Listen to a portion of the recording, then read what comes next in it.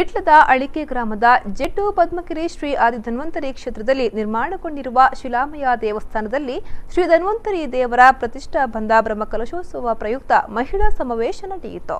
ಬೆಳಿಗ್ಗೆ ಧನ್ವಂತರಿ ಸಾಲಿಗ್ರಾಮವನ್ನ ದೇವಾಲಯದ ಸಮುಚ್ಚಯಕ್ಕೆ ತಂದು ಪ್ರಸನ್ನ ಪೂಜೆ, ಮಹಾಗಣಪತಿ ಹೋಮ, ನವಗ್ರಹ ಶಾಂತಿ ಹೋಮ ನೆರವೇರಿಸಲಾಯಿತು.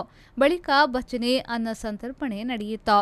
ಮಹಿಳಾ ಸಮಾವೇಶದಲ್ಲಿ ಒಡಿಯೂರು ಶ್ರೀ ಗುರುದೇವದತ್ತ ಸಂಸ್ಥಾನಂನ ಸಾಧ್ವಿ ಮಾತಾನಂದಮಯಿ ಆಶೀರ್ವಚನ ನೀಡಿ ಮಾತನಾಡಿ, ತತ್ವನಿಷ್ಠೆ, ಕರ್ತವ್ಯ ನಿಷ್ಠೆ ಇದ್ದಾಗ ಉತ್ತಮ ಫಲ ದೊರಕುತ್ತದೆ. ವೈದ್ಯಕೀಯ ಸೇವೆಯೊಂದಿಗೆ ಭಗವಂತನ ಸಾಕ್ಷಾತ್ಕಾರಕ್ಕೆ ವೈದ್ಯ ಡಾಕ್ಟರ್ ಗಣಪತಿ ಭಟ್ ಮತ್ತು ಊರ ಪರವೂರ ಭಕ್ತರು ಸೇರಿ ಧನ್ವಂತರಿ ದೇಗುಲ ನಿರ್ಮಿಸಿದ್ದಾರೆ. ಧನ್ವಂತರಿಯು ಆರೋಗ್ಯ ಮತ್ತು ನೆಮ್ಮದಿಯನ್ನ ದಯಪಾಲಿಸಲಿ, ಜ್ಞಾನವಂತ ಮತ್ತು ಆರೋಗ್ಯವಂತ ಸಮಾಜ ನಿರ್ಮಾಣವಾಗಲಿ ಎಂದು ಹಾರೈಸಿದರು. ಇಚ್ಛಾಶಕ್ತಿ ಬೇಕು, ಅದರ ಒಟ್ಟಿಗೆ ಭಗವಂತನ ಅನುಗ್ರಹವೂ ಬೇಕು. ಅದು ಇಲ್ಲಿ ನೆರವೇರಿದೆ ಅಂತ ಹೇಳಲಿಕ್ಕೆ ನಾನು ತುಂಬ ಸಂತೋಷ ಪಡ್ತೇನೆ. ಒಬ್ಬ ಹಿರಿಯರು ಹೀಗೆ ಹಳ್ಳಿಯಲ್ಲಿ ಹೋಗ್ತಾ ಇರುವಂತಹ ಸಂದರ್ಭ, ಅಲ್ಲಿ ಒಂದು ದೇವಾಲಯ ನಿರ್ಮಾಣವಾಗುವಂಥ ಸಂದರ್ಭ.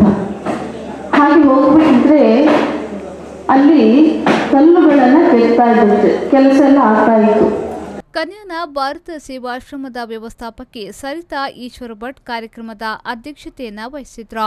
ಕರ್ನಾಟಕ ರಾಜ್ಯ ತುಳು ಸಾಹಿತ್ಯ ಅಕಾಡೆಮಿಯ ಸದಸ್ಯೆ ವಿಜಯ ಶೆಟ್ಟಿ ಸಾಲಿತೂರು, ಶ್ರೀ ಕ್ಷೇತ್ರ ಧರ್ಮಸ್ಥಳ ಗ್ರಾಮಾಭಿವೃದ್ಧಿ ಯೋಜನೆಯ ಬಂಟ್ವಾಳ ತಾಲೂಕು ಯೋಜನಾಧಿಕಾರಿ ಸುನಿತಾ ನಾಯಕ್, ಒಡಿಯೂರು ಶ್ರೀ ಗ್ರಾಮ ವಿಕಾಸ ಯೋಜನೆಯ ದಕ್ಷಿಣ ವಲಯ ಸಂಯೋಜಕಿ ಲೀಲಾ, ಮಾಣಿಲ ಶ್ರೀಧಾಮದ ಶ್ರೀ ಮಹಾಲಕ್ಷ್ಮಿ ಮಹಿಳಾ ಸೇವಾ ಸಮಿತಿಯ ಅಧ್ಯಕ್ಷೆ ವನಿತಾ ವಿ ಶೆಟ್ಟಿ, ಉಕ್ಕಿನಡ್ಕ ಆಯುರ್ವೇದ ವೈದ್ಯೆ doctor Swapna J Ukkinadka, doctor Manorama G Bhat ಮೊದಲಾದವರು ಉಪಸ್ಥಿತರಿದ್ದರು. ಮಹಮ್ಮದ್ ಅಲಿ, ವಿ4 ನ್ಯೂಸ್ 24/7 ವಿಟ್ಲ.